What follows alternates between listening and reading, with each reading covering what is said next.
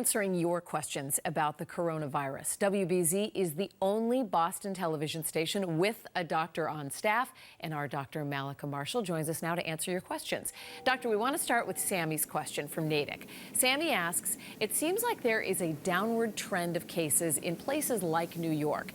Is it okay to slowly start going out and socializing a little as long as we're careful? No. Not time to do that. What we're doing is actually working, and this is not the time to let up.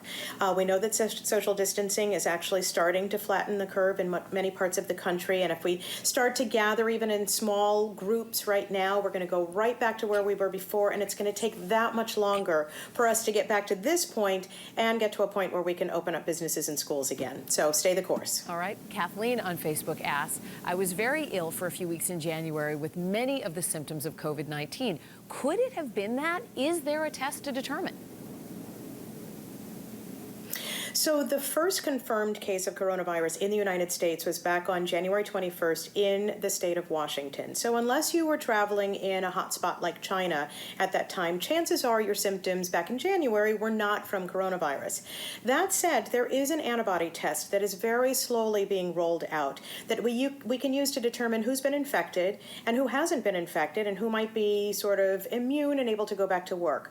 Problems are we don't really know how effective those tests are yet, and we don't really know when they're going to be in widespread use, but stay tuned. Or how long you might be immune if you do have the antibodies. I guess all kinds of questions. Mary is asking a question, right. Doctor. Mary's asking, should we go back to shaking hands?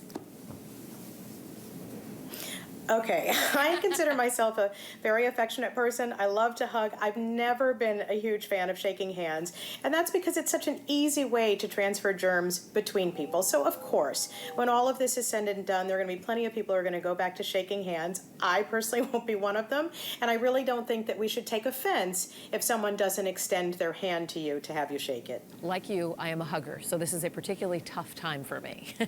And you. Okay, Jen is asking on Facebook, if my family member with COVID-19 has been on a ventilator for 2 weeks, does he still have the virus or just the repercussions from it? I'm so sorry to hear about your family member.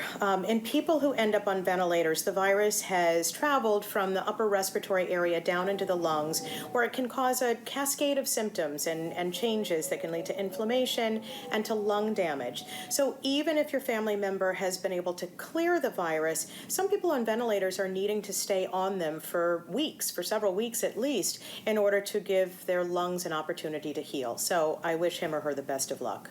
One of the many things that makes this so scary. Doctor, as always, thank you so much.